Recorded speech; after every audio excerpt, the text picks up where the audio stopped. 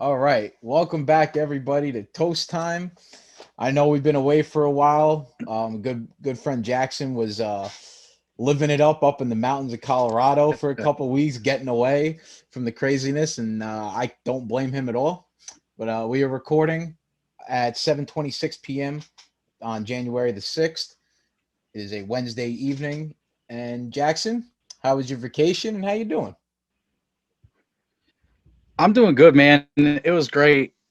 I'm gonna miss the snow, man. I live in Arkansas, and let me tell you, dude, when you live in the summer like I do in a place like this, where the town that I live in, it's a farming town of about 5,000 people, and it's in the middle of rice fields. So the mosquitoes are like that big, and if you're not careful, they'll freaking carry you away to like their hive, and the queen will like suck you dry or something like that.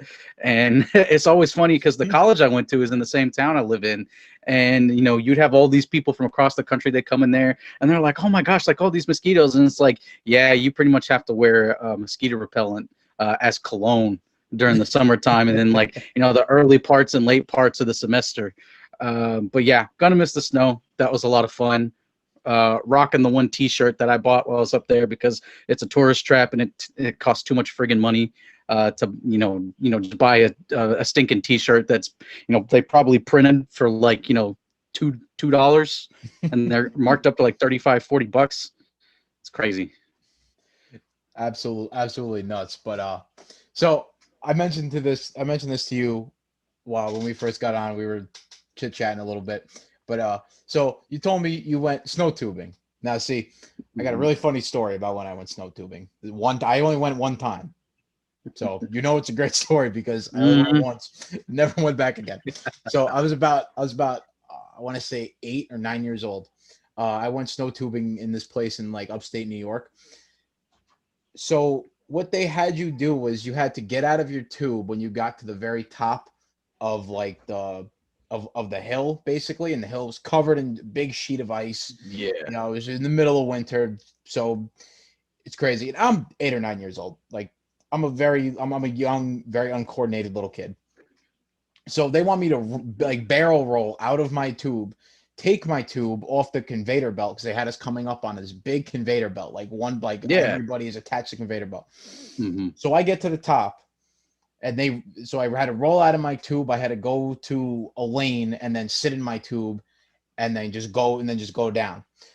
See, now what happened was I sat in my tube, right?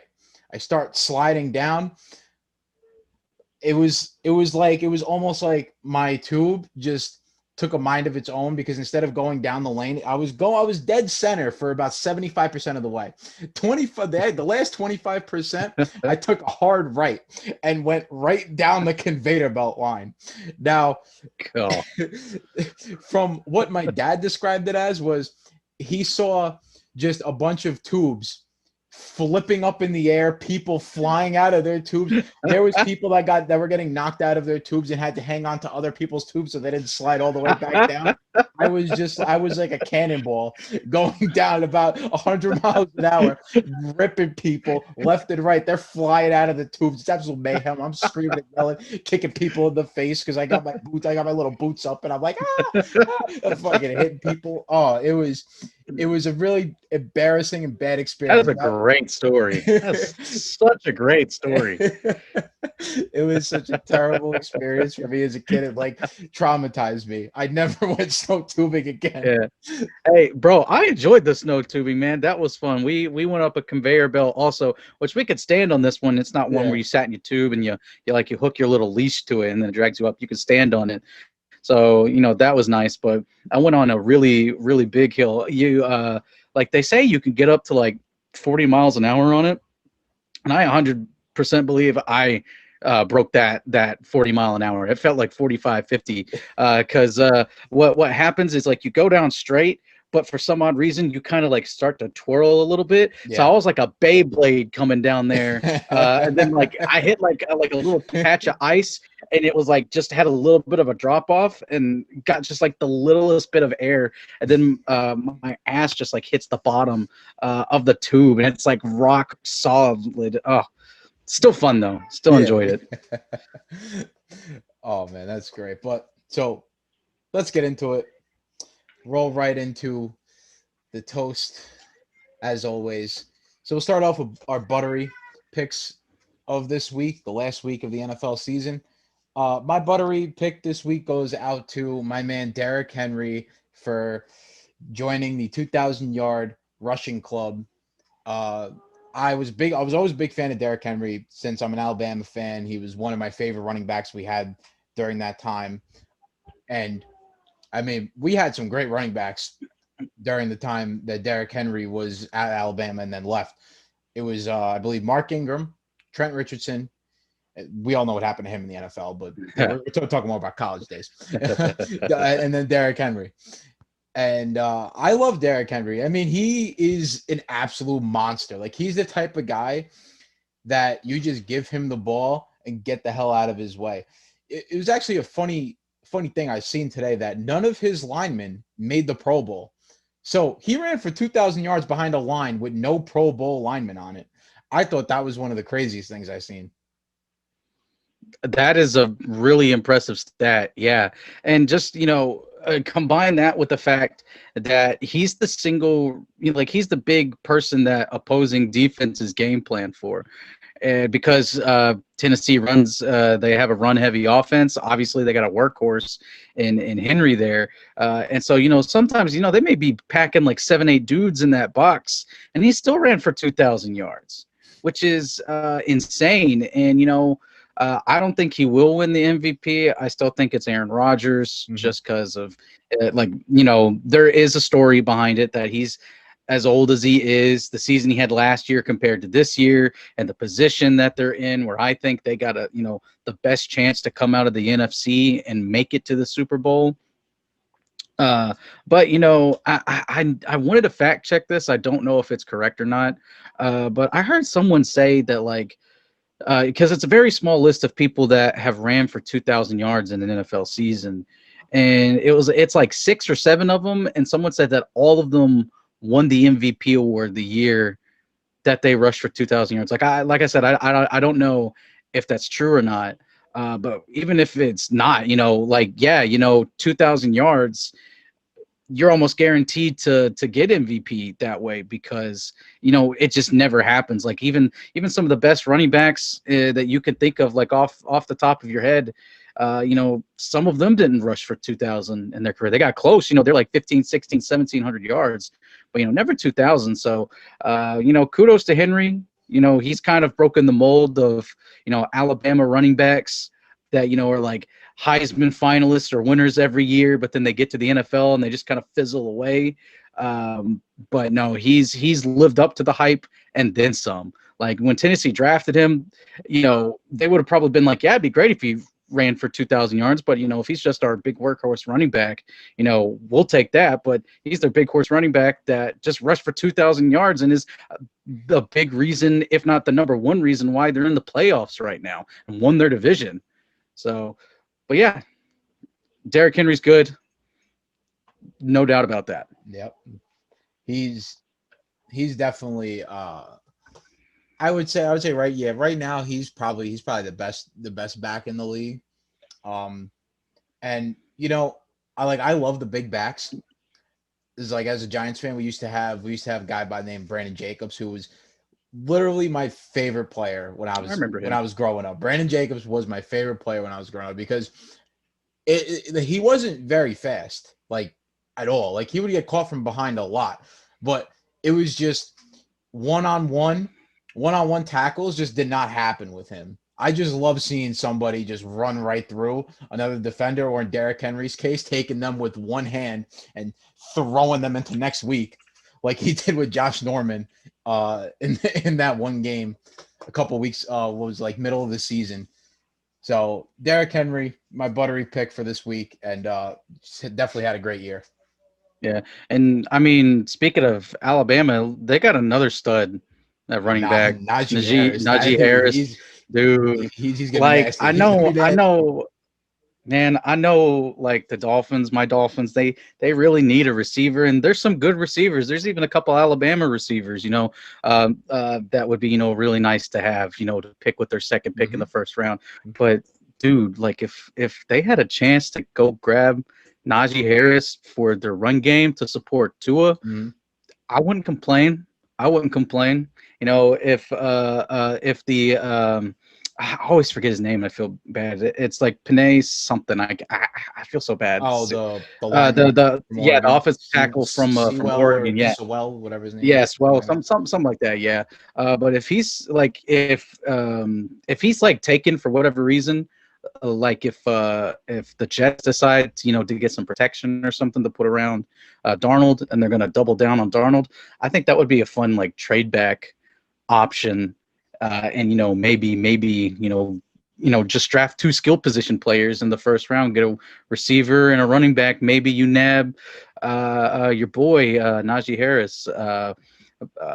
That's a dream. That's a dream. Yeah, A guy can dream. if I were the Dolphins, I would go Devonta Smith, Najee, and then Najee Harris with your 18th pick, and you guys would be building the Alabama national championship line offense. Yeah, Build the Alabama national championship offense in the yeah. NFL. And they got some cap space too, so maybe they could just fill up, just get a slight upgrade. I mean, even just a slight upgrade on their offensive line would do wonders for them. But enough about my Dolphins. We will instead talk about a division rival of theirs, who was my buttery pick, specifically the man that is the reason why my Dolphins are not in the playoffs this year, and that's Josh Allen. Uh, you know, Everyone else had it so easy. Their time to get in, because the Browns, Big Ben sits. They pretty much, even though the Browns almost browned that game, which would have been great Yeah. because then the Dolphins would have gotten to the playoffs. But and then everyone else is sitting players. Josh Allen just rolls out there as like, nah, I'm a throw for 3 touchdowns and just only 1 interception to Xavier Howard. Which, shout out to Xavier Howard.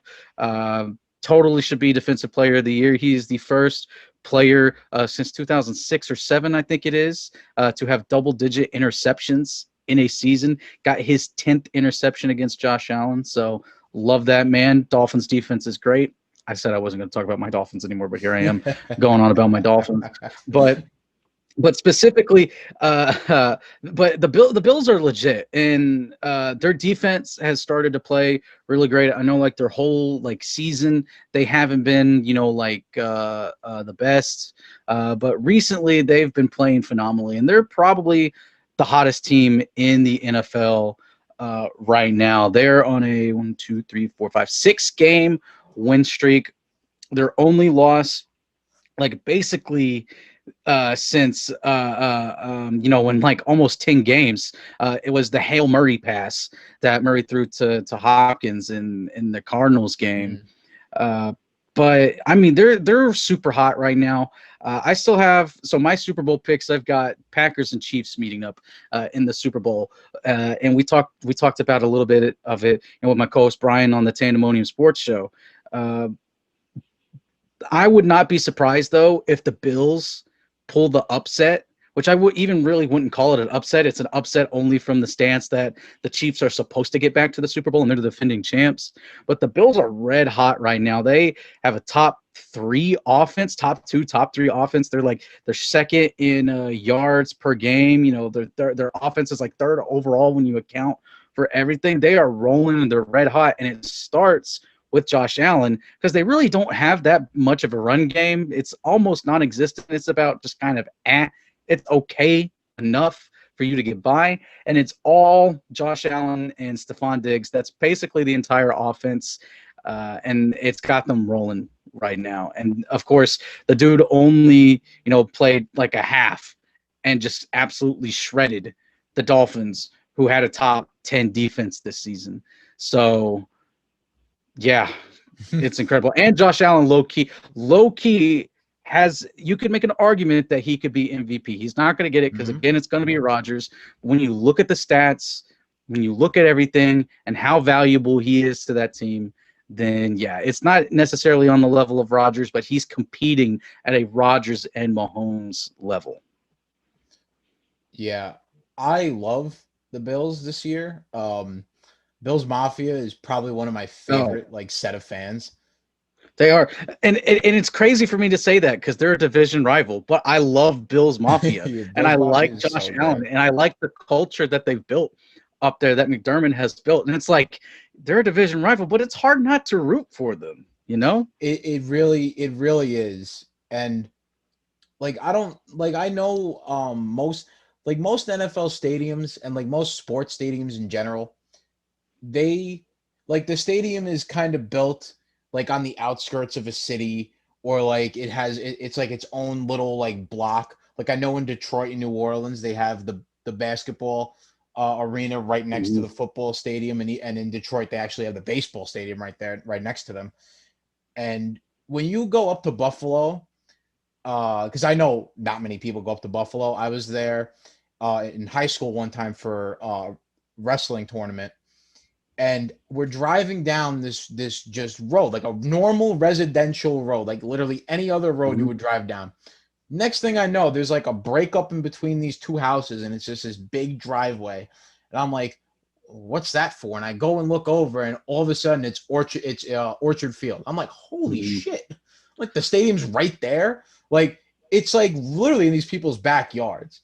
So like just how close the team is to Yeah. these fans is just they basically live with each other, like in the same little community, and it's just awesome what they got going on up there. I personally I made this pick with Trey on That's Some Cheese. um I said it's going to be the Bills, Packers in the Super Bowl, and the Bills bring the Super Bowl to See, Buffalo. I would love a Bills and Packers Super Bowl. I think the Super Bowl is going to be good regardless. It's not going to be, we talked about it last episode, I think, that terrible, terrible Super Bowl we got a couple years ago Oh god, yeah, between the Rams and the Patriots Rams. Patriots, where it's a snooze fest. It was one of the worst Super Bowls I'd ever seen in my life. And probably the people before me that had ever seen in their life, going back like 20, 30 Super Bowls. Uh, but man, and yeah, and there's just something about small market teams that I always root for small market teams because my Grizzlies small market team, and it's almost kind of like the same thing with them. When you go to the FedEx Forum, yeah, Bill Street is right there. Bill Street's pretty famous. A lot of music, Mhm. some bars. There's some great, great barbecue there too. But just on the other side of that, it's homes. You could throw a rock and you're gonna knock out someone's window. It's crazy, and that they're just so involved with the community. Like all the Grizzlies players and the coaching staff, even the owners are intensely invested in that community. And it's the same thing with Buffalo, and that's why fans like that, they feel so connected and so strongly about their team. When you start to see these small markets do well, it's hard not to root for them. It's the same thing with Green Bay too. Green Bay, Wisconsin. That's not a huge city. Yeah, That's no. not a massive market. Who wants to go play in Green Bay? But it's the fan base, it's the culture, it's the history of the Packers is what makes them attractive. And it's the same thing with the Bills. Even though the Bills don't have, the winning legacy that a Green Bay does, the fan base and the fact that you're going to an organization, especially now with Sean McDermott, who's probably going to be coach of the year. I was Mhm. pushing for Brian Flores, but since Brian Flores didn't make the playoffs, I think it's got to go to McDermott. I think he's got to be the coach of the year because winning the division with this young of a team, hasn't been with the team very long. Just the quick turnaround has been amazing for them.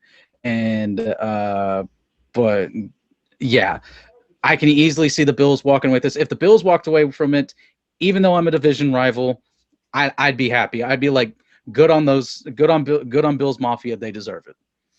Yeah, I love Bills Mafia, love the Bills. I think I mean, listen, they're due for a Super Bowl win, so why not now? I mean, Yeah, they need to get that taste out of their mouth, kind of like how Braves fans were for the longest time oh yeah. of making so many, Super Bowls. You made 4 Super Bowls in a row and you lost them all. Atlanta, how many World Series did they go to and lost them all to the Yankees? Yeah, they were in the World Series with the Yankees for like the entire the It was like entire all like, the and from 90s. like I think from like it was like 94, 90 or like 95, 96, all the way up until 2000. They were in the World Series every year against the Yankees and lost every time. It was terrible. So they just got to get that monkey off their back, and I'd say why not? Why not this year? But moving on, actually, to from my favorite fan base of an opposing team to my least favorite fan base is going to be the Dallas Cowboys. I and this not only this really isn't about the team so much, but it's more about the Dallas Cowboy fans being my burnt toast pick this week. They they flew under the radar the past couple of days because of all the back and forth between Giants fans and Eagles fans, and basically whatever other fan wanted to jump on and bash the Giants for some really stupid reason. I mean, really just to start an argument for the sake of starting an argument, but I'm not even going to get into that because I'll babble on for about 2 hours with that one. You can I'll link my post that I wrote last night. It was about 900 words. I'll link that in the description of this, and you guys can go and read that. But Dallas Cowboy fans, when they went on like this little win streak, like right before they came into this last game against the Giants, I actually couldn't believe my ears that I actually heard from these guys that, we're going to make the playoffs, right? We're going to win the Super Bowl. We're the hot. We're so hot. We're firing on all cylinders. Our defense is playing better. We're scoring 30 points a game. Yeah, okay, buddy. You guys, you lost to the Giants to end your season, which made me very happy.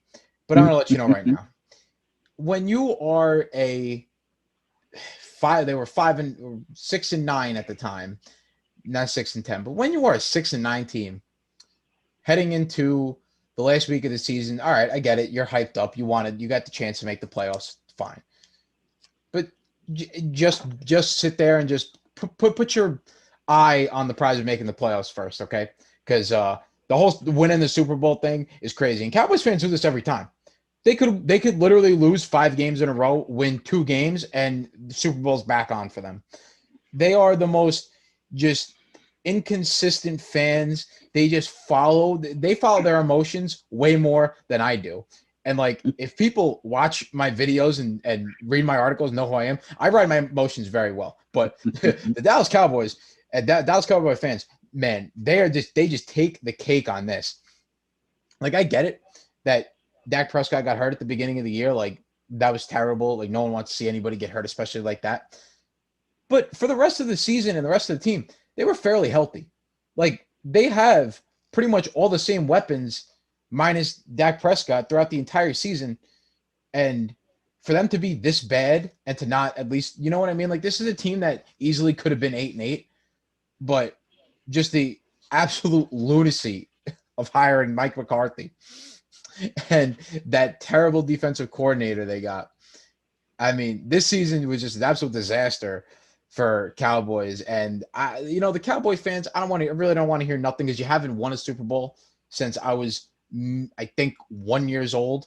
So I really don't even want to hear this anymore. I just think all the Cowboy fans should go back into hiding, since you guys are all over the country, America's team. Just go back into hiding and move on to the next sport. Hockey's starting up, basketball's already happening. So why don't you pick up a new sport? Yeah, man, the Cowboys fans are some of the most delusional fans of any sport. I was trying to think of like what would be like, like the NBA equivalent of Cowboys fans. I'm trying to think. Maybe like Suns fans last year. That's kind of how like the Suns were all of last year. But yeah, and of course I'm around a lot of Cowboys fans. Just because of the Arkansas connection with the Cowboys. Yeah, sure. Jerry Jones is a huge donor to the University of Arkansas. His bank account has paid the finalizing of buying out the contracts of the last couple head coaches. So I'm sure he's getting tired of having to pay to fit that bill. But him and Jimmy Johnson. They both went to the University of Arkansas, and both were a part of the Jimmy Johnson was a part of the only Razorback football program to ever win a national championship. It was like in the 60s, I think it was. And then, of course, Jerry likes to draft Arkansas players. To the last one I can remember, the big one that he drafted was Felix Jones back in the '08 draft because he wanted to get some of that Arkansas speed, he said, and then Felix Jones barely ever saw the field. But yeah, but just the Arkansas connection. There's a lot of you go to Hog games. There's a lot of people in Cowboy jerseys, or comparing the Hogs to the Cowboys, which is pretty fair because there's a lot of hype to begin the season. Then they just suck, and then people get depressed. And thankfully, the liquor stores are open on Saturdays for them to drink because they ain't open on Sundays in the state, and so so they gotta drink their woes away on Saturdays and not sober up on Sunday.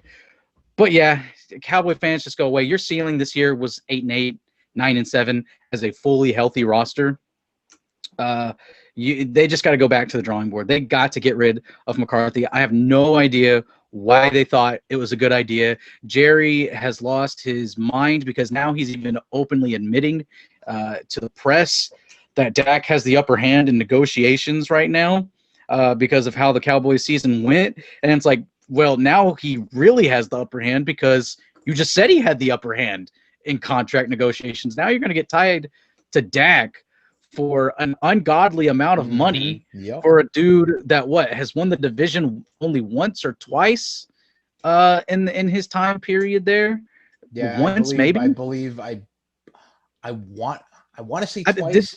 I want to say because I know once they had like a 13-3 or 12-4 season. Yes, that's they had a 13-3. That was 2016. They were 13-3, and just want to say 2 of those losses were to the Giants that year. Just saying. Hey, there you go. There you go. That was the last time we made the playoffs, so I like talking about the regular season that year. But yeah, they're embarrassing. They're embarrassing themselves. So just shut up until you actually win the division, and you also have a good record in winning that division, because the Giants, even though they finished 6-10, they finished strong. They're trending in the right direction. There may be, maybe 2 more years out, but Joe Judge, he's just getting started. Mm-hmm. He's laying that culture down. Getting getting a new culture into a organization, it's never an easy task, and you got to be patient with it. I don't understand, like the Miami Dolphins for the longest time had this massive coaching carousel, and it was just looking down for us because it's like, well, we're not keeping a coach around more than 2 seasons. What's the point? Why are we playing football? What's the point? You can't establish the culture, and players can't get comfortable with a playbook or anything. But Cowboys fans, you guys just need to shut up, and Mike McCarthy's got to go. They got to find someone else, and if not, then Cowboys, they're just going to be hanging out around there between 7 to 9 wins a season. Yep. And that's going to be their ceiling every single year from here on out. Absolutely. Sorry, I had to take a drink there. Nah, you good. All right. So I know we kind of talked about it a little bit, where we were eventually going to have to, start including other sports because, unfortunately, the NFL season does not last 365 days. I know it's one of the greatest It's one of the greatest disappointments about life ever. Which of course, we'll have the off season, we'll have the draft. We'll have like OTAs. Hopefully we have like OTAs and stuff like that, where maybe there'll be a thing or two that we can include. But I am, for the first time on the podcast, going to switch sports. I'm going to go to the NBA, and the one player that I am taking for my burnt toast is, I've been wanting to write about this. Actually, my burnt and extra crispy, I've been wanting to write about, and I still will write about. I may even write about him tonight. Which is why I wanted to pick him, was because I've been thinking about this like I was in Denver, or I was in Colorado, and I was like, oh, I can't wait to get back because I'm writing about this stuff. This stuff is on my mind right now because it's so stupid. But Trae Young is my burnt first ever NBA player on this podcast, and I am really starting to not like Trae Young. I know exactly and what this is about, and I completely back you. So go ahead, and, because I know and all right, exactly what this is all about. right, all right. So there are things in life in general that you can do that are legal, but in kind of the eyes of everyone, it's kind of, shady. It's right, but it's not right at the same time. It's not it may not be conventional. You can get away with doing it, but it's just when everyone looks at you, you're like, come on, dude, really? Like that. It's like, yeah, you could do it, but come on, really? And Trae Young and James Harden was this type of player, this type of person, still is. And he kind of started it with, a player's got his hand up or, is reaching for the ball and will wrap his arm around them and then try to go up for a shot and gets a foul call. And it's like, come on, refs, you guys are idiots. You know exactly what he's doing. Trae Young has started to become that type of player. First off, he's starting to pick fights with everybody.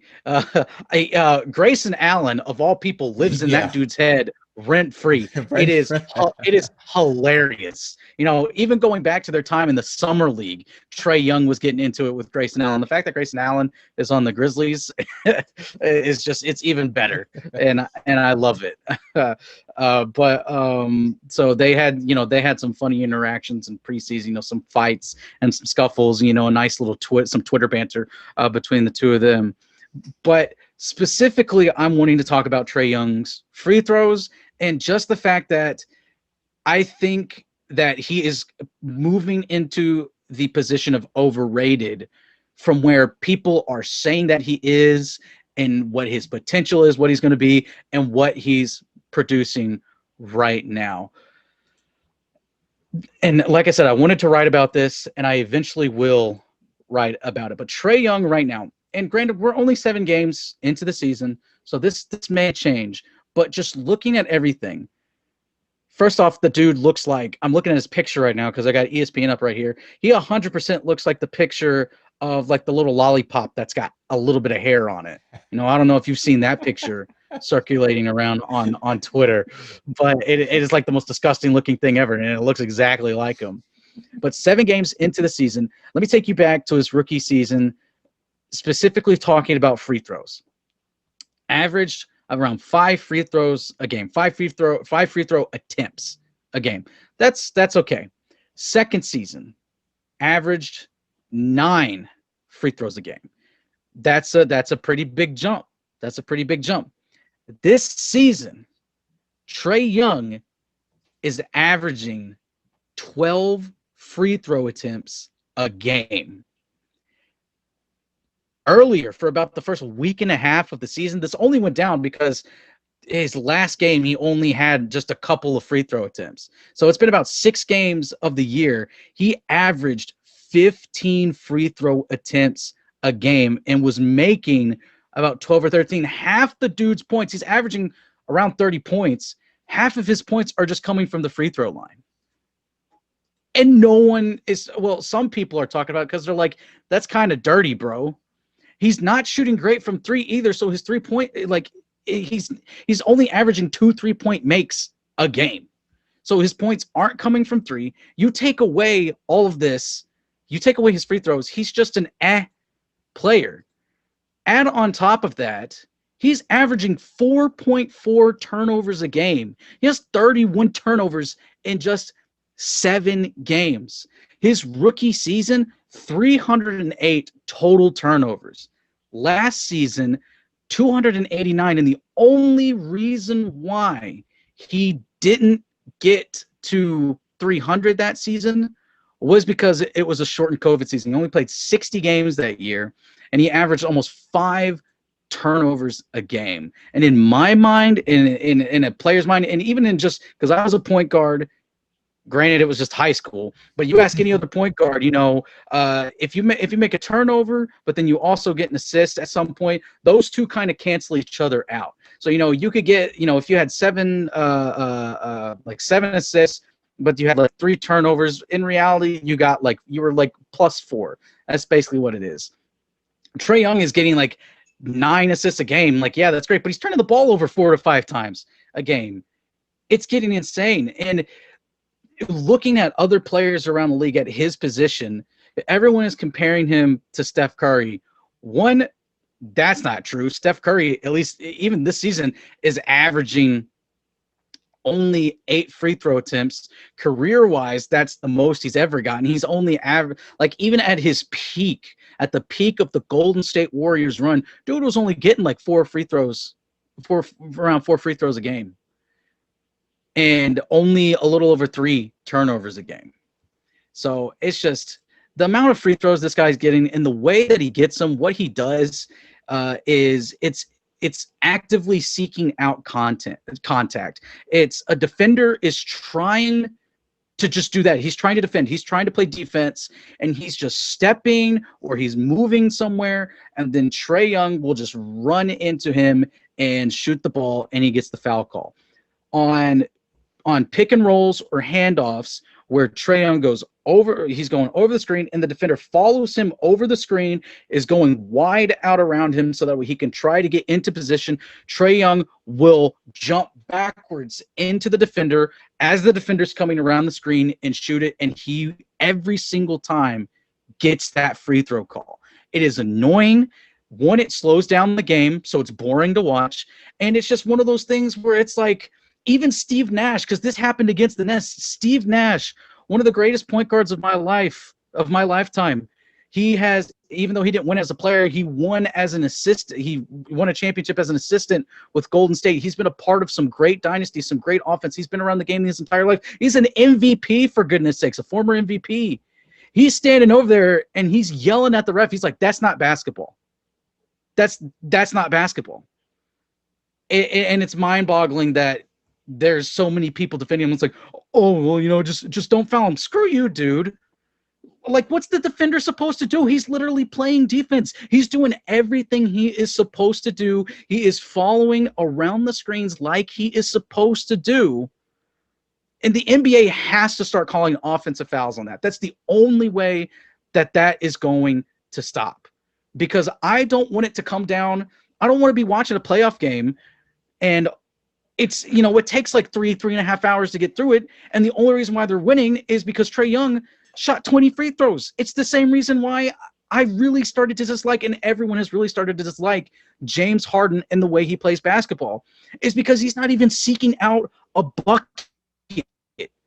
He's seeking out contact. He's trying to get the easy way out. And I agree with Steve Nash. That's not basketball. And it infuriates me, and it's really starting to make me hate.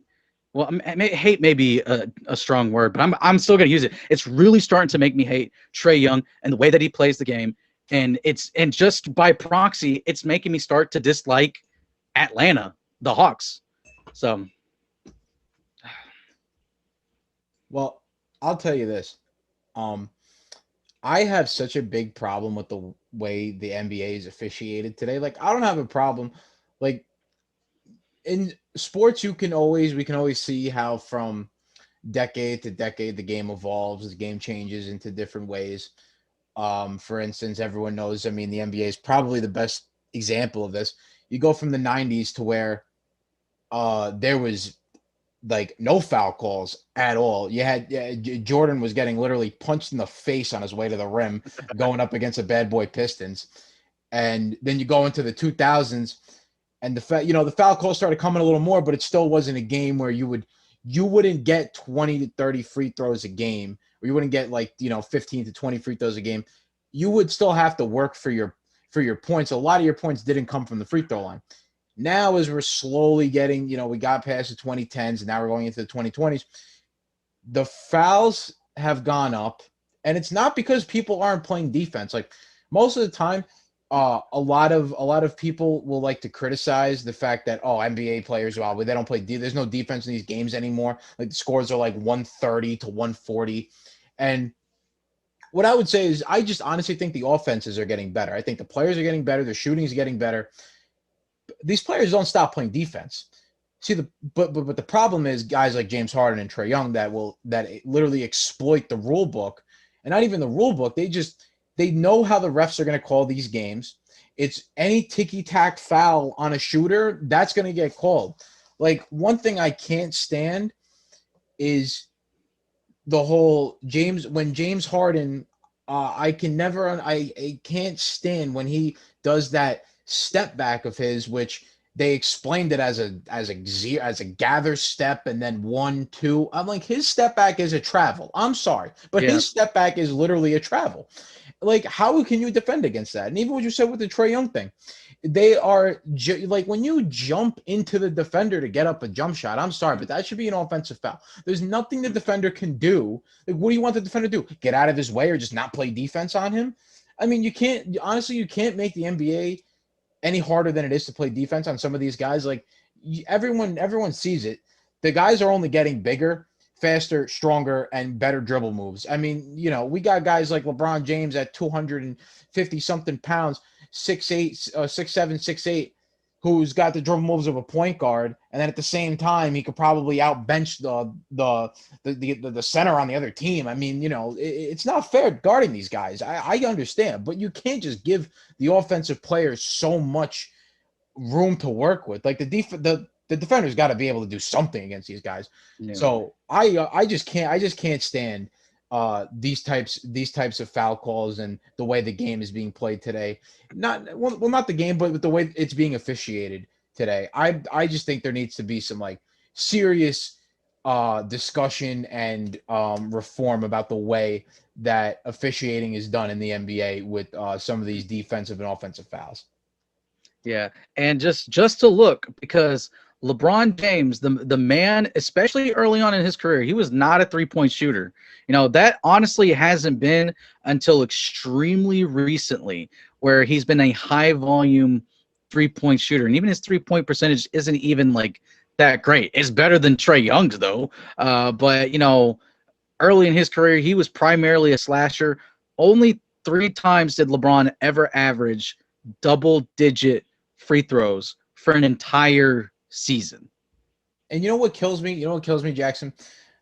Like, The I know dude's we're been in getting the off league for topic here. 17 years, You, and only 3 times he's and, ever averaged. and you know what kills me? Such a main criticism about LeBron is that the refs literally call everything for him.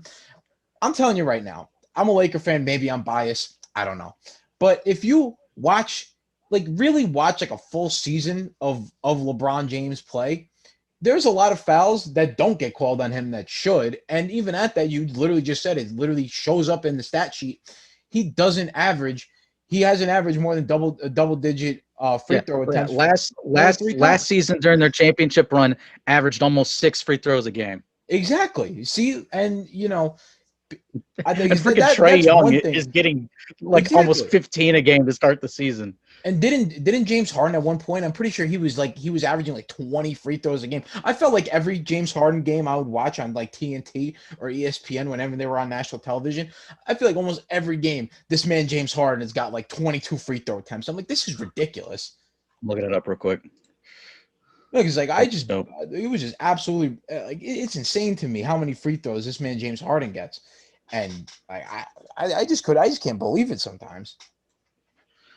I know and like you said, there's got to be a serious discussion about officiating in the NBA, because it's just like, and I understand being a ref is a hard job. It's a job that, I mean, obviously some people want. I would never want. But yeah, and no, James Harden got it up right now. All but twice. All but really once since his time on the Rockets, which is when he blossomed into the star that he is. All but once did he never average double-digit free throws, and he's more of like, yeah, he's a slasher, but he's the one that started, the gather, which has extended itself to other point guard play. The gather where, it looks like, point guards, even John Morant does this a lot of time, and I love John Morant and I'm going to defend that dude no matter what.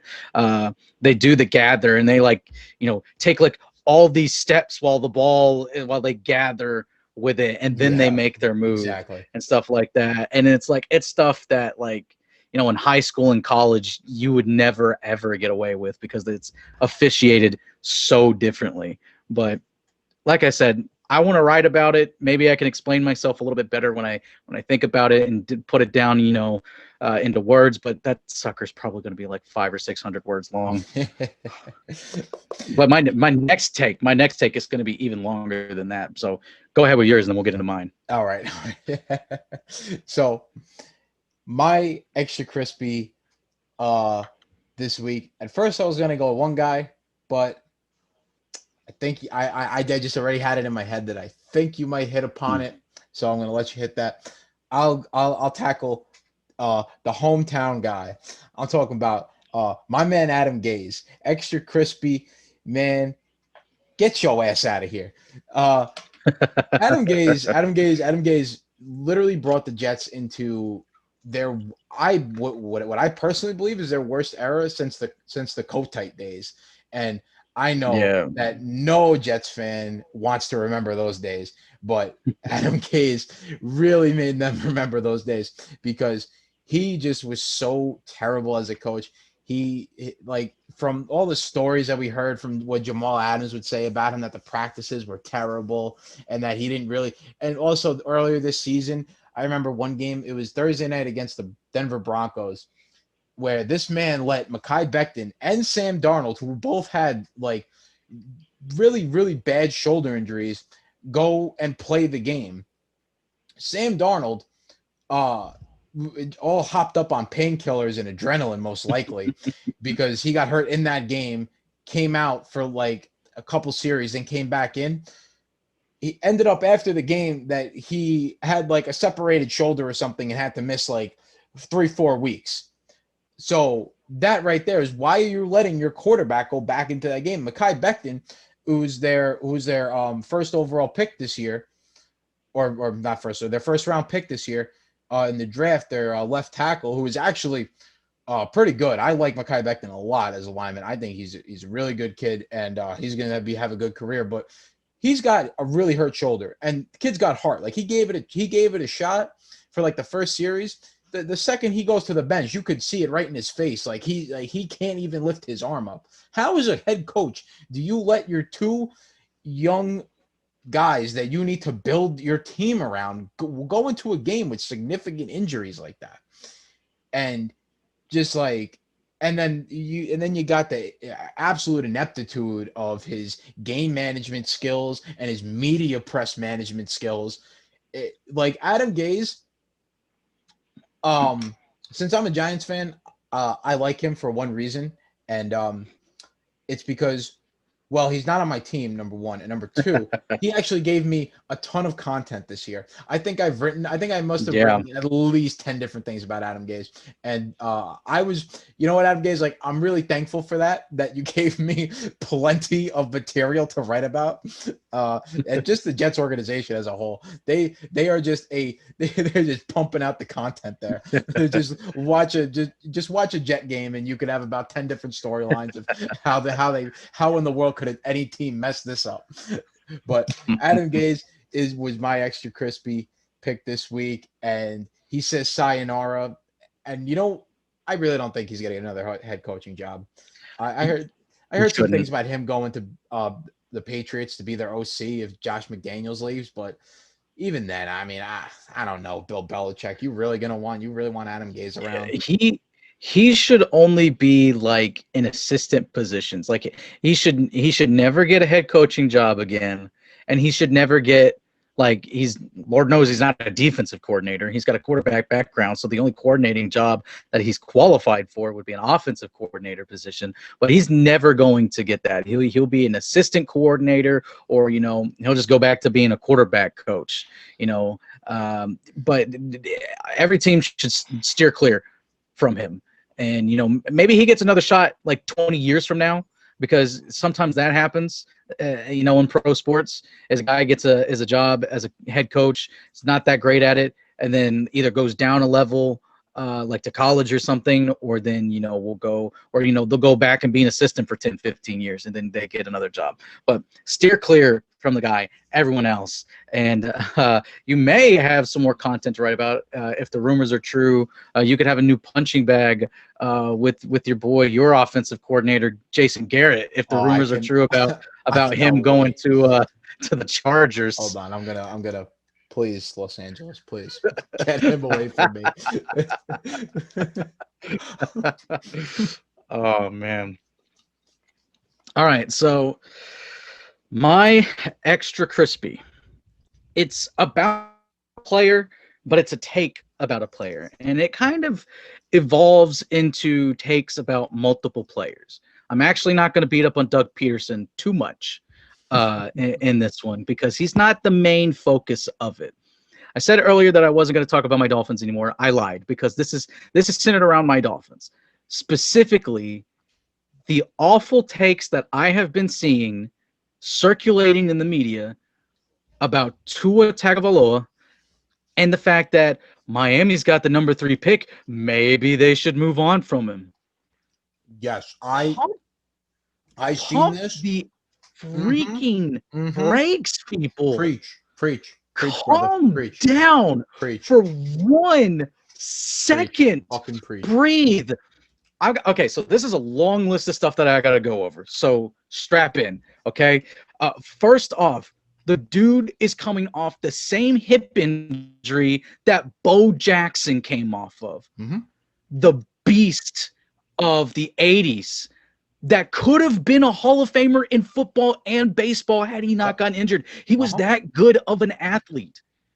And he got sidelined from it. The only reason why Tua is able to walk around today is because thankfully he got that injury in 2019 instead of 1980 something or 90 something, whenever Bo Jackson got hurt. That's the only reason why he's able to continue to play sports today, is modern sport medicine. Then talk about this. When I bring in about talking about the COVID year, the fact that he's a rookie quarterback that was handed the keys to the kingdom of a team and had no offseason. If he's meeting with teams, if there's OTAs, it's a Zoom call like it is now, like what you and I are on. That's it. He's got no interaction with the team. He can't build any chemistry. He can't go out and throw a football with anybody. They don't meet until just a few weeks before the season starts because you don't have a preseason to get prepared. He got no reps. The first reps he got was the first matchup against the Jets. That was it. And he got to throw 2 passes and was in there for 1 drive. That was it. That's the only exposure he got before he got started. And you could say, well, Jackson, what about Herbert? And what about Burrow?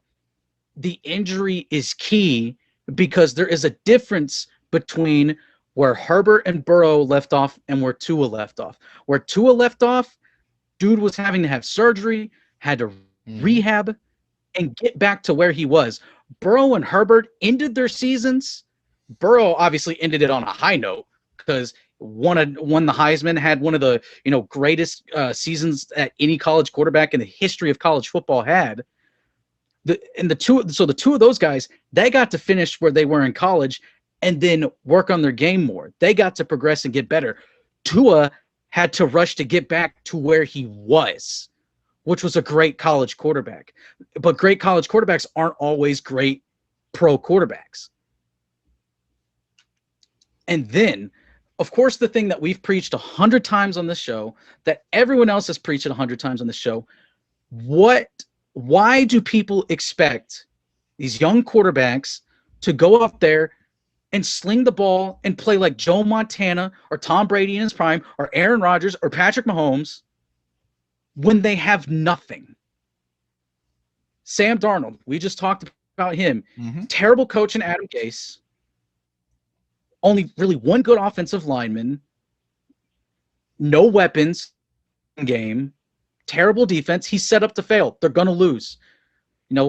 Doug Peterson, he's been my favorite punching bag. I'm really sad, actually, when he gets fired. I'll be happy for Chad because Chad will probably, Chad's liver will appreciate Doug Peterson getting fired. But he's the sole reason why they've ruined Carson Wentz's time there. and he has ruined that franchise for the foreseeable future. No weapons, terrible offensive line, and that defense can't do crap. Tua, he has a good coach and a good defense. He has that going for him. And it's the only reason why they were in the playoff contention. They were in the playoff hunt. It's because Brian Flores is a great coach, and he got that defense playing well. But Tua is the same story as those other two guys. He's got no offensive line. 2 starters were rookies. One of them I actually think was picked by your Giants in like the 3rd round, and the other one was like a 6th round pick for New England a couple years ago. So it's like you're rolling out there with rookies and back end of the draft picks on the offensive line. The only receiver that you have out there is Devontae Parker. Jakeem Grant, I like him as a return guy.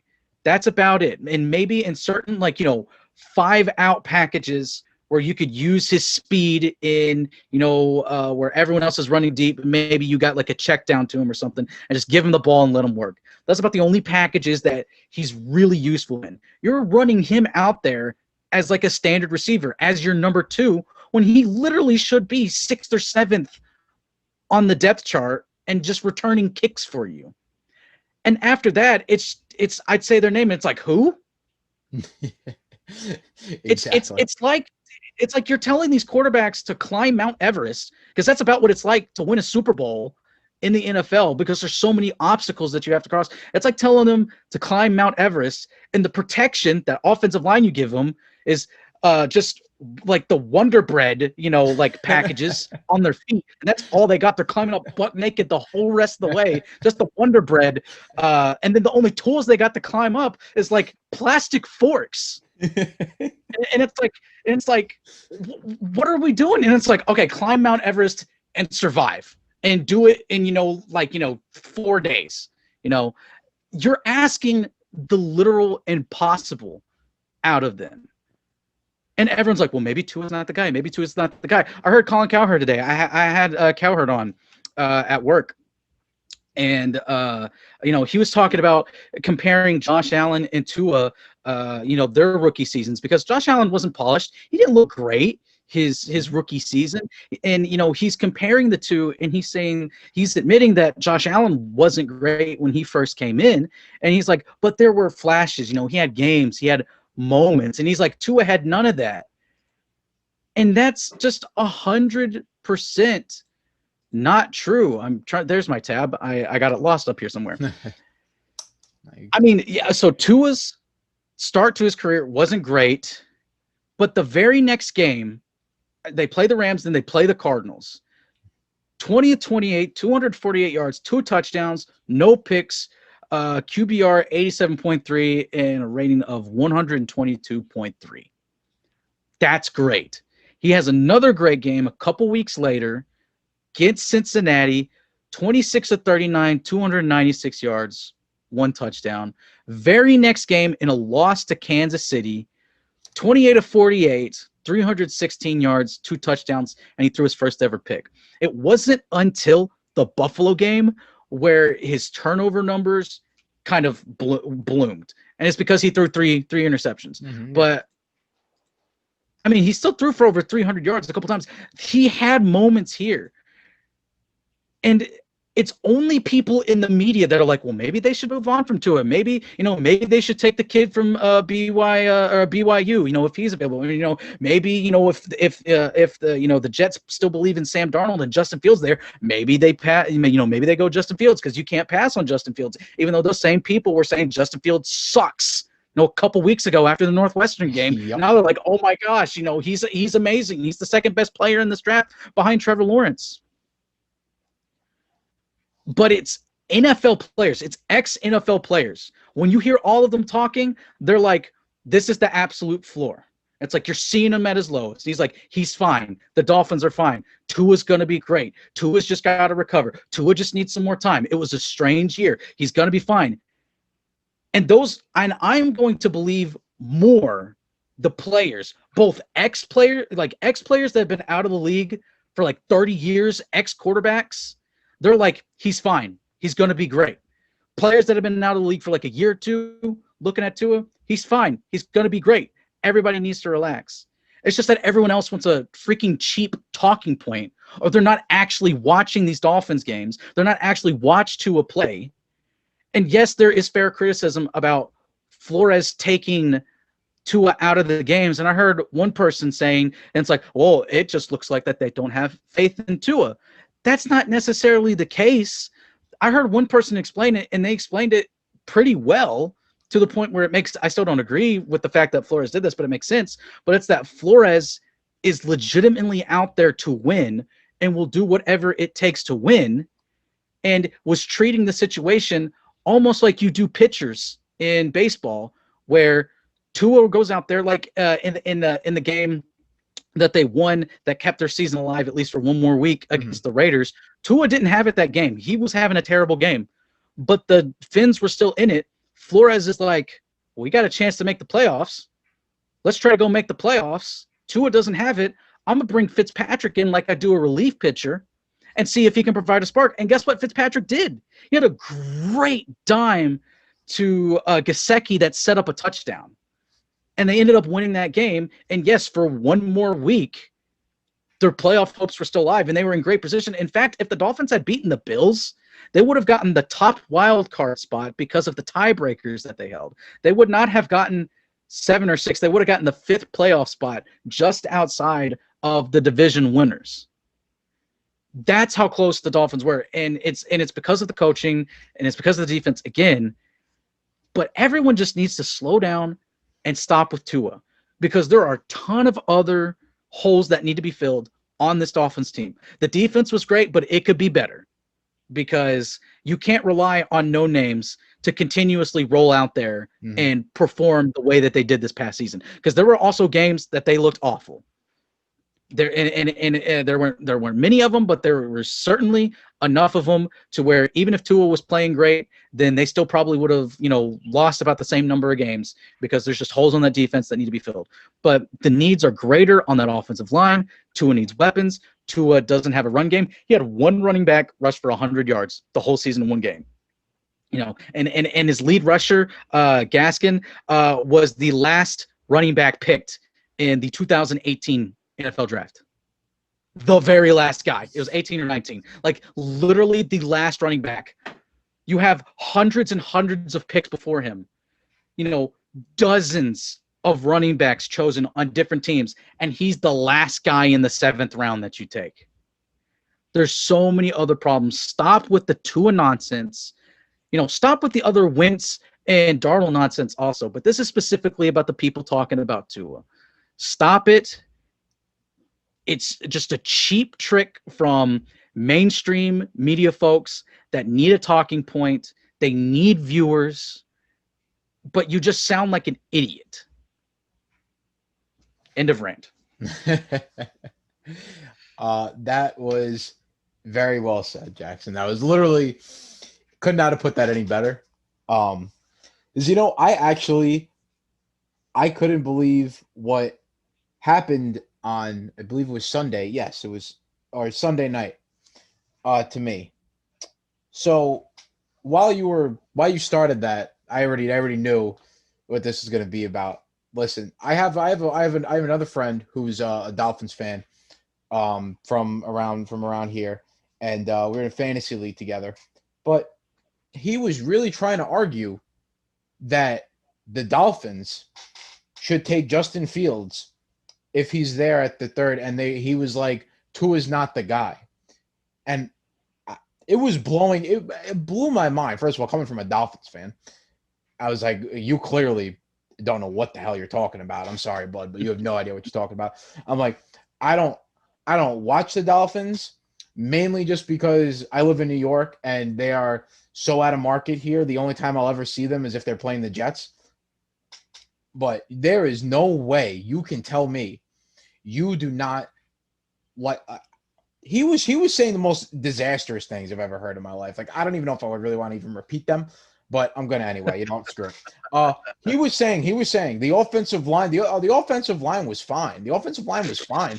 There was nothing wrong with the offensive line. He said that Devontae Parker and everyone else was picked fourth round and beyond. He said Devontae Parker and Jakeem Grant were good enough wide receivers.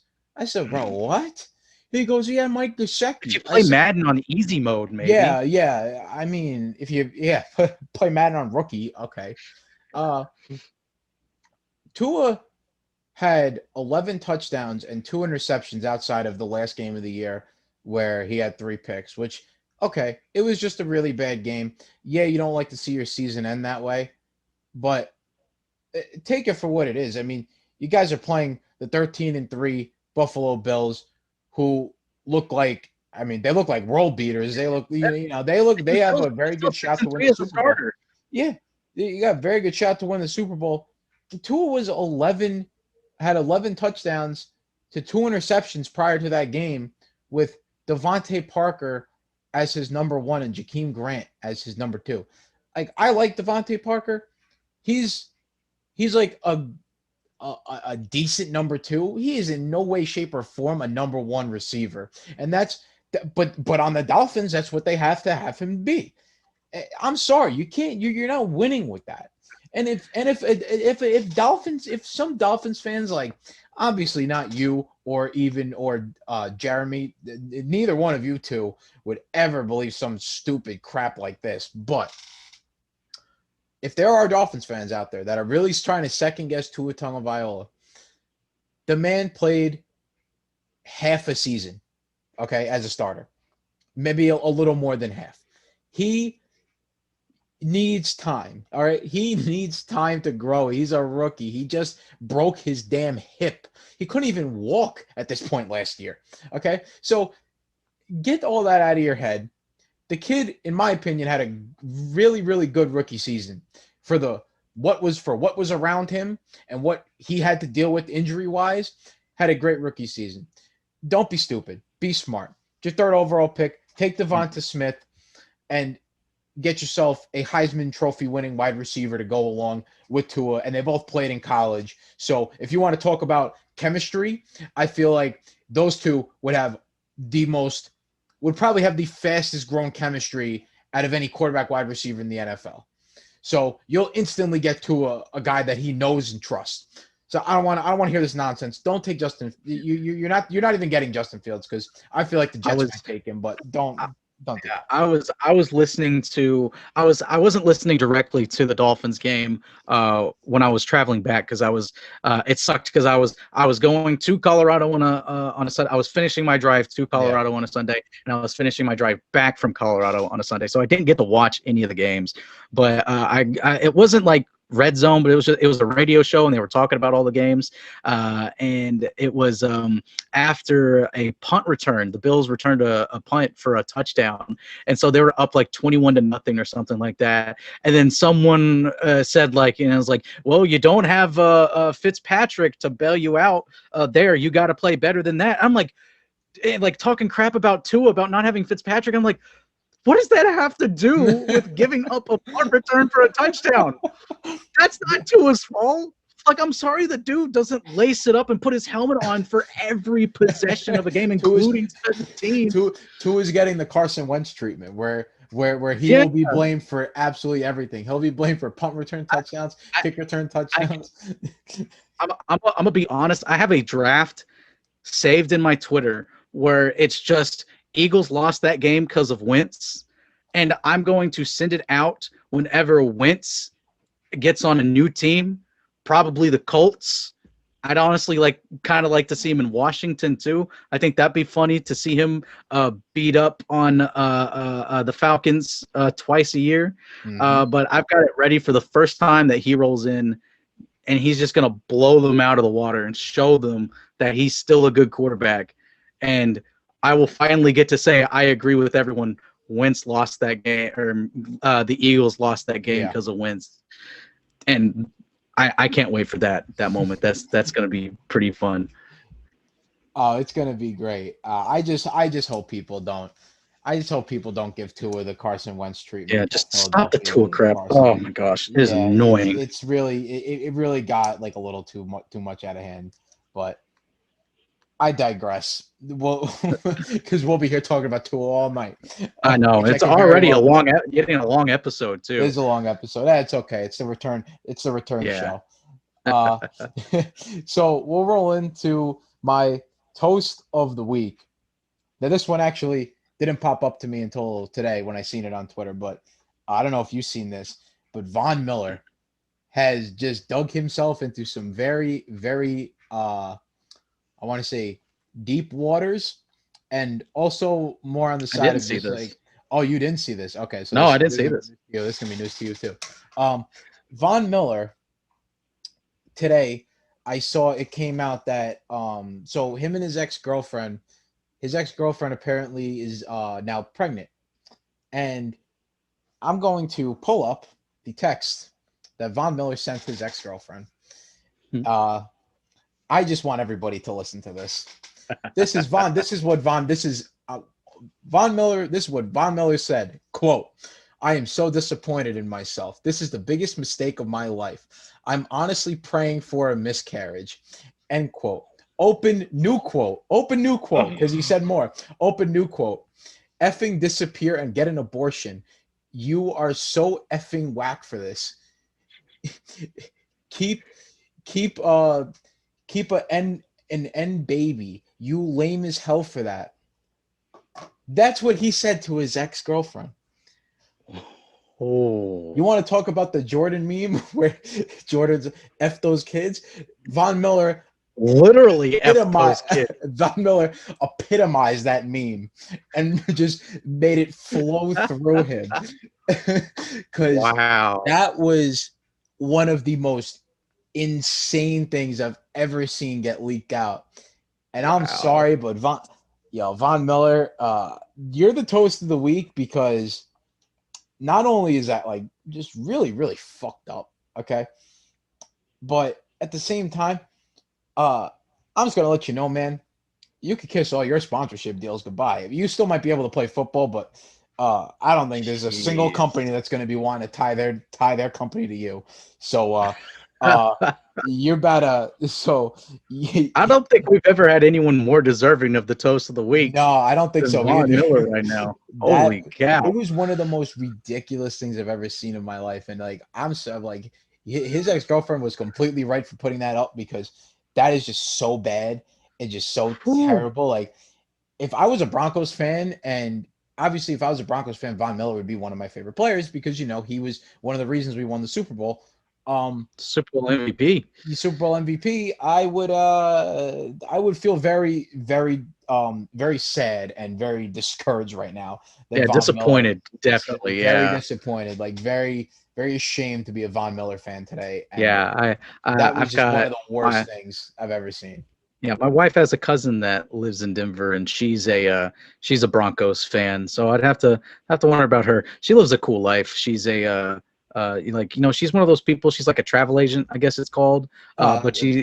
But she's like high end. Like one time she helped Kim and Kanye that's plan awesome. a vacation. That's so awesome. she's got a fun story where she met him at a gym in Denver because they were in town because they wanted to go through this company for a vacation. So she's got some cool stories, and she gets to travel for free too because they're like, yeah, go to Italy for a week and a half. Just find good places to eat and places to stay. And it's all paid for by the company. I got you, no problem. It's like, man, it's gonna suck being away from my family for that long, but I guess I'll take one for the team, guys. I know some people's life. I'm so jealous sometimes. Yeah. I enjoy my life too, but. All right, so mine kind of a step down, I guess. Like I said, there's never been someone more deserving than Von Miller. That one just hit like a ton of bricks today when I seen that. I was like, oh my god. Yeah, but mine is going to be it's going to be the Cardinals, 100%. The Arizona Cardinals, specifically their defense, because they lost to a man named John Wolford, who was he is played for the Arizona Hot Shots in the AFL. Will forever be enshrined as the AFL's or the AAF, excuse me, the Alliance of American Football, he will ever lead them in touchdowns, and 14 touchdowns will forever hold that record. The record that will Because never be touched. never, He holds the unreachable star. He is the GOAT of the AAF. You know, when people talk about the failed league, they're going to talk about this man right here that ruined the Cardinals' season. I mean, it was just so disappointing from where the Cardinals started to where they ended. Even a disappointment for Kyler Murray. Which I mean, you know, he'd been hurt and everything. But it's just, you know, like I said, really disappointed because, you know, I honestly thought the Cardinals were going to make the playoffs. Mhm. And, you know, I didn't think they would win the division, but, you know, I thought they were good enough to make the playoffs this year. And they fell flat and they put up only 7 points. And I know the Rams, you know, don't care much for Goff, don't care much for that offense. But their defense is still the Rams defense like it has been the past 4 years. And the Rams defense also got really hot down like the last couple weeks of the season. They've been playing really, really good. Yeah, and I think they're the only team in the NFL that is top 5 in pass and run defense. So, I mean, their defense is no laughing matter. It's legit. It's going to be tough. I will say, even though Tua did have a bad game, they did beat that top 5 defense. That is true. That is true. Hey. First start, a dub, you know, hey, it's whatever. As a rookie, being a top 5 defense, that should earn you at least a 10-year contract, in my opinion. Yeah, I mean, you know, $500 million right there. You know, like let's abolish the salary cap and start handing out like A-Rod baseball contracts. Exactly. You know? But it was just so disappointing, and they didn't even lose to Jared Goff, who, you know, this dude probably played better than what Goff did. You know, if Goff had played, you know, maybe Arizona actually gets into the playoffs. But, you know, losing to a guy that's so far down on the depth chart, and it's his first NFL game, and he's, you know, really the biggest action he got was the starting quarterback for an AAF team. That's just embarrassing. So they're the toast of the week, because not only was it just a bad loss, but it was a bad loss, and you're not in the playoffs anymore. Now we got to watch the Bears. Yeah, who wants to watch that? Like, I don't want to watch Trubisky. I want to watch Murray and Hopkins. I don't like Allen Robinson's fun, I guess, but you know, he's not. Speaking of guys, I feel bad for Allen Robinson. Went from Blake Bortles to Mitch Trubisky. He is get that man a good quarterback. Like literally any team in the NFL right now, he could go to, except for maybe the Vikings, which. Justin Jefferson, though, 1,400 yards receiving as a rookie with Kirk Cousins as his quarterback. Oh, don't worry though. The Eagles thought that Jalen Reagor was better than him. Oh, that was such a funny video. I love that video where they're just all laughing and they're like, "All right, call up Justin." It's like they don't even think about it. Like they're on the clock. They got like 8 minutes to make their pick, and they're just like, "Call Justin. Call him right now. Send." And we don't even need the full 8 minutes. We've already made up our mind. Oh man, yeah, that was They were the Cardinals really fell flat this season, like you said. I thought they were going to be real. I thought they were going to do like some really good things. I thought they would at least be a 10-win team. You know, especially like their schedule. Their schedule wasn't all that tough. Early on, but later down the stretch, it kind of bit them bit him in the rear end when Kyler Murray got hurt, and he just wasn't right after his injury, and you could tell because his numbers like went way down after he got hurt. And but I tell you what though, I mean, listen, from where the Cardinals were a couple of years ago to where they are now, they've made tremendous strides, and you know they're only going to get better. Also, I believe Chandler Jones didn't even play this year. He opted out for COVID. So, you know, I know just one player, but a player like Chandler Jones, and on a defense that was struggling a little bit throughout the year would have really helped them out, and they probably would have got at least another win or two. Which is honestly like the reason why I'm kind of still scared of the Patriots. Like the ghost of the Patriots is still going to haunt the AFC East for a while. People don't realize like how many guys they had opt out. Yeah, for they the don't Patriots. realize that. And Stephon Gilmore wasn't even playing like the whole season. He was hurt for most of the year, and that was last year's No, Defensive Player of the Year. So yeah. listen, So don't count out the Patriots. Listen, they just had a bad year. Next year, that defense is going to be sick again. if They just they need to just get. had a game managing quarterback Yeah, and finally like, exactly. put some weapons out there, then they're right there. And the AFC East is still, then will become like probably the toughest division. If because if the Jets build properly, if the Dolphins continue on their trend, and in the Patriots, they're in a position where they don't have to rebuild, they just reload. Then that could be one of the most competitive divisions in the entire NFL. I'm here for it, just as long as my Dolphins come out on top. I'm here for it. And I'll say one last thing on that. I know it's going to be a long episode, but I'll go ahead and say this because I thought about this today. Is that you talk about you and Chad getting into spats, which is very entertaining. About your Giants, his Eagles. You talking about the Cowboys. Like those are like true like you guys hate each other. Like, well, you're not you and Chad personally, but it's like those No, fan me and bases Chad and like each other very much. Just fandom wise, we yeah, don't like each yeah, other. fandom wise, those fans they like legitimately hate each other.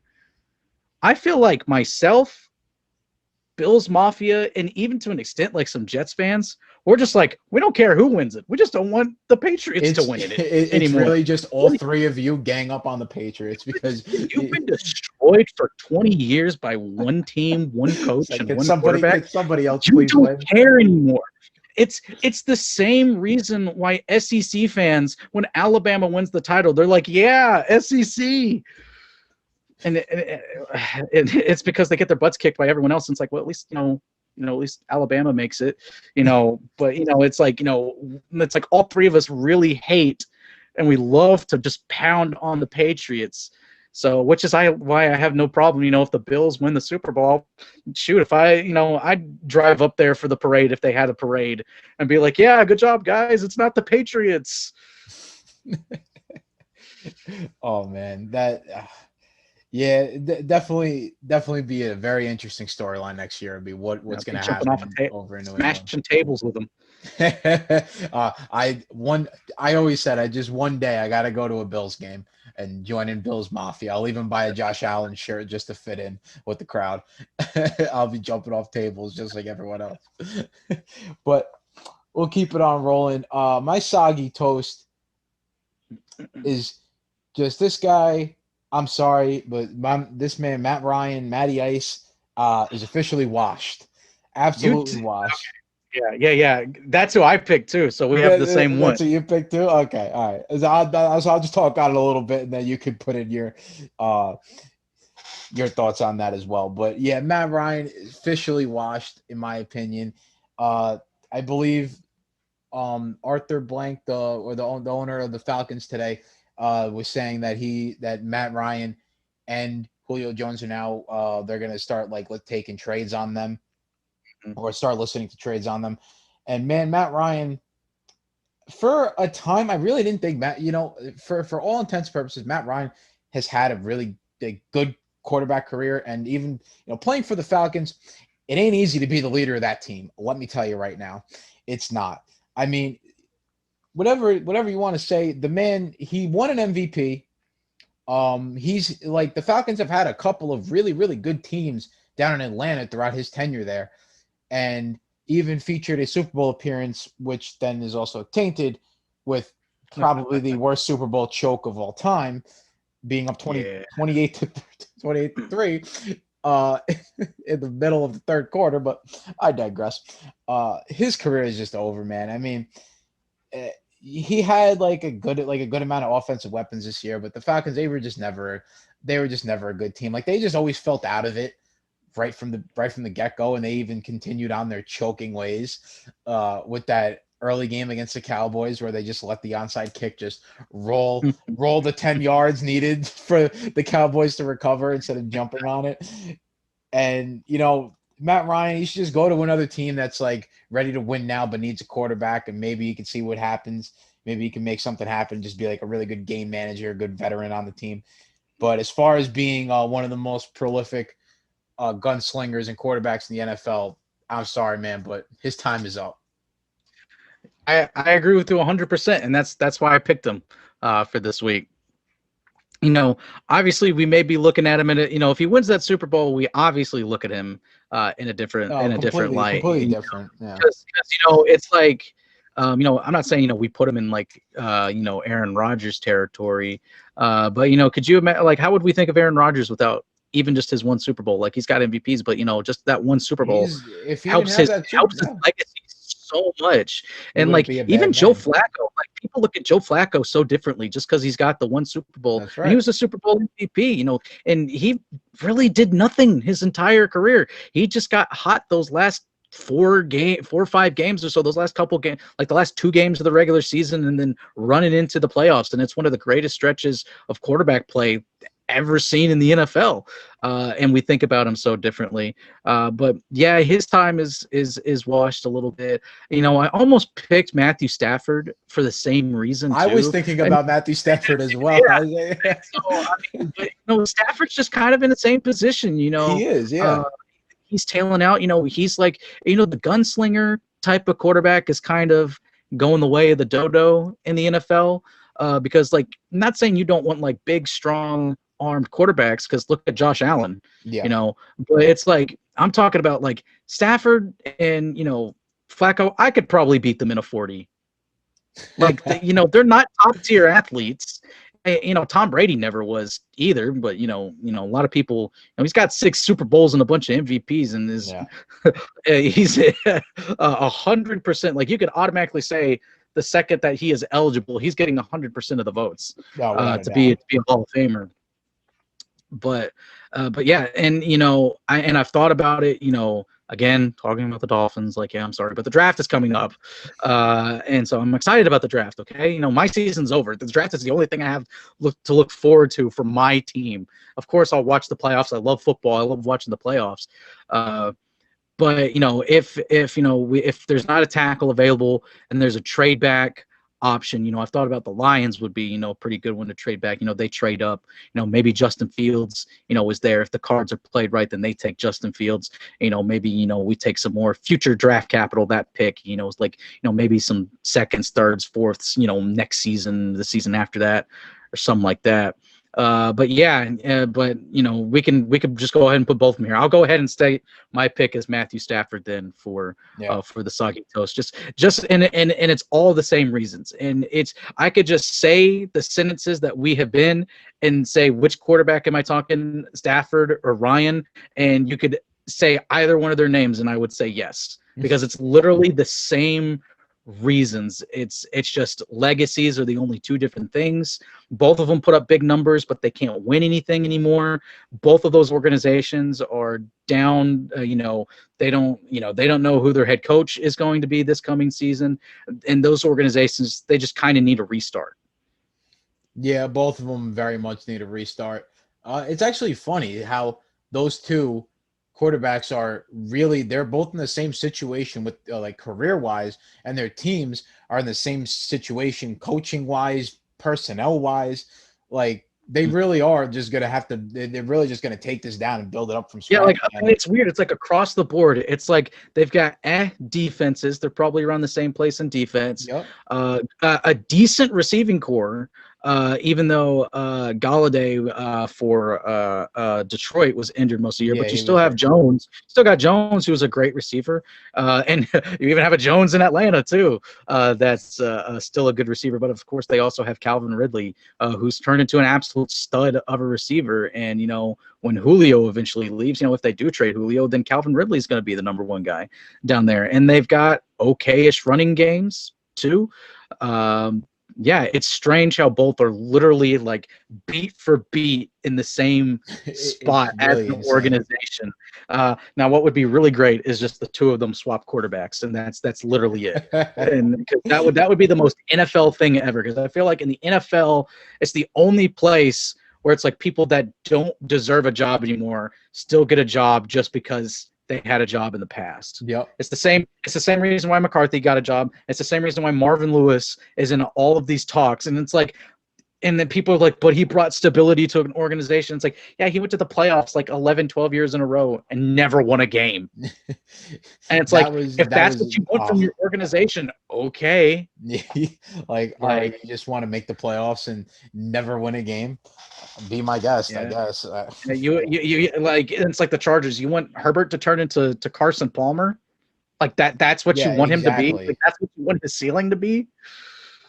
Like, nothing against Carson Palmer. He's a great dude, but crazy stuff. But now we will go on to our last segment of the day. Been a long episode, but you know what? It's our return show, so don't matter. Just got a lot to say, man. I've been sitting in Colorado for a week. Jackson's been in the mountains for a week. Couldn't write, couldn't talk, couldn't do anything. I've been back and forth from work over the crazy holiday stretch, and then I had the end of the season, the end of my Giants season, so I had a lot of pent up football frustration going on here. So we're gonna get right into this now. I made a vow and New Year's resolution for 2021. I am only giving bold predictions only.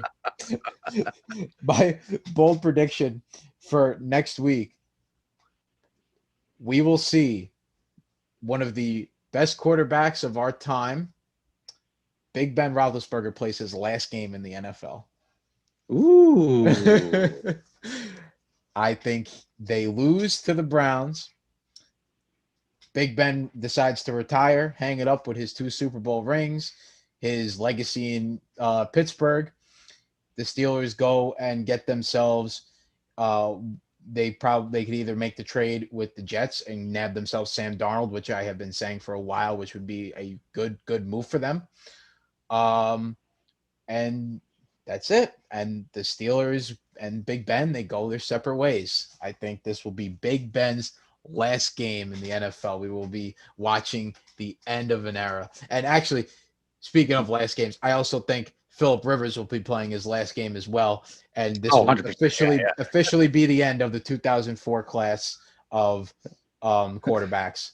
Yeah, the Rivers thing, that's not a bold take. That's just straight facts. Yeah, that was just kind of a throw-in because I was going into the 2004 draft. And then, no, that's a good tie-up. Yeah, the 2004 draft class. Yeah, that's a nice little bow on that, that hot take, that spicy take that you just delivered to me. I mean, I can see it. If they get slacked, maybe. I don't know, because he's got a lot of money left on that contract. But who knows? But I do think it's about time for them to move on from Ben, regardless. And that if he does come back next season, then it's just to train whoever his replacement is. Yeah. And then he's gone that next season. And that would literally be his role next year, is the transition. I'm guessing that's probably what Mike Tomlin and the organization is hoping. They're hoping that Anthony's not right and that they lose, and he's like, all right, I'm a peace out, because it's like, no, we need you to train the next guy. Like we're trying to trade for Sam Darnold. We need you to come and at least mentor the kid. Exactly. All right, so I didn't pick that one, but you and I kind of think on the same wavelengths, because I was legitimately thinking that this could happen. This is also going to be a hot take here. You may know where I'm going, because you talked about it with Trey on That's Some Cheese, and I talked about it last night when I recorded Tandemonium Sports Show. But I think the toast of the week coming up, it's going to be Tom Brady and that Buccaneers offense are going to get smoked by Chase Young in that defensive line. I think Tom Brady upset of the week. I think Chase Young, 3 sacks, calling it right now. Okay, put money down on it. 3 sacks minimum. 3 sacks minimum. He's going to put Tom Brady in the ground, and everyone's like, "Oh, careful, young blood. You don't want to piss off one of the greats." And it's like, Chase Young's a different animal. Okay, we talked about how great he was last night on the show. 7.5 sacks as a rookie. That's the most that a rookie has had since Von Miller did in his rookie season. And Von Miller plays more as like an outside edge pass rusher, in like a 3-4 style defense, whereas Chase Young is in the trenches. He doesn't get that run up. He's got to, perform those moves. He can't hide behind the line or in coverage. He's right there in the face of that offensive line and is blowing through guys. And it's not just the sacks, it's just the disruption of everything that's going on. He's getting back there on the second step of a 3-step drop from like some of the best quarterbacks in the league. He feasted in the NFC East this season.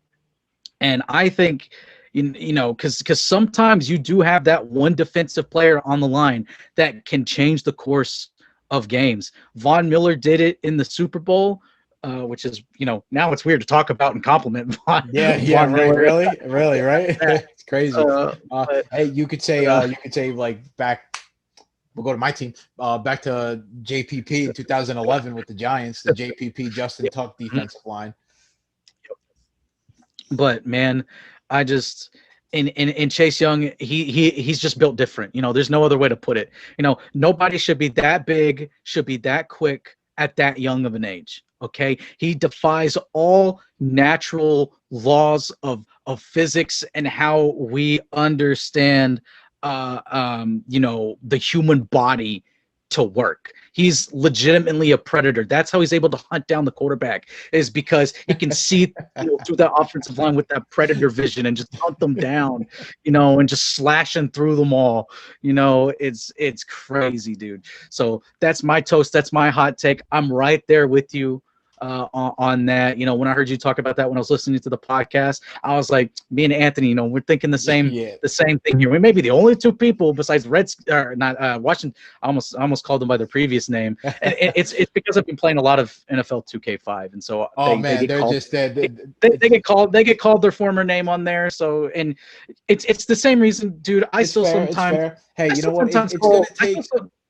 I still sometimes call the Los Angeles Chargers. I still call them the San Diego Chargers. Oh, I catch myself doing that all the time. It's going to take a couple of years. We got to get used to the name changes. Twice, I called the Raiders. I called them the Oakland Raiders, and it's I've been calling them that my entire life, and then all of a sudden.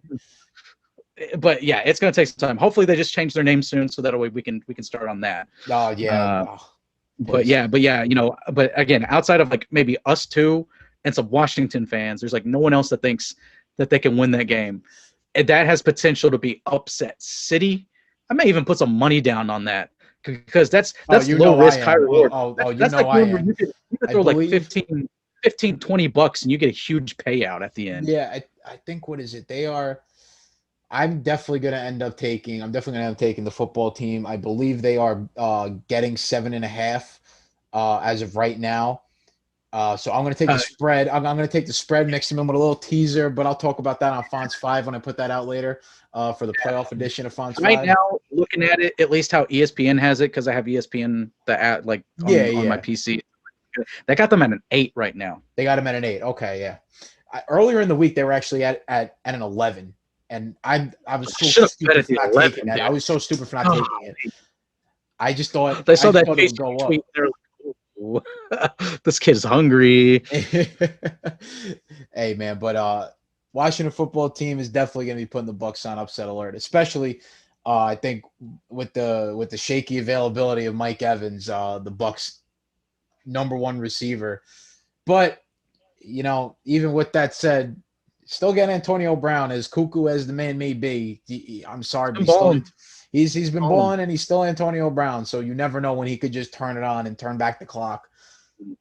But anyway, that wraps it up for our Return Toast Time episode. Everybody, I would like you all subscribe to the channel when you watch the show. It would help us out, helps us out tremendously. And check out the site.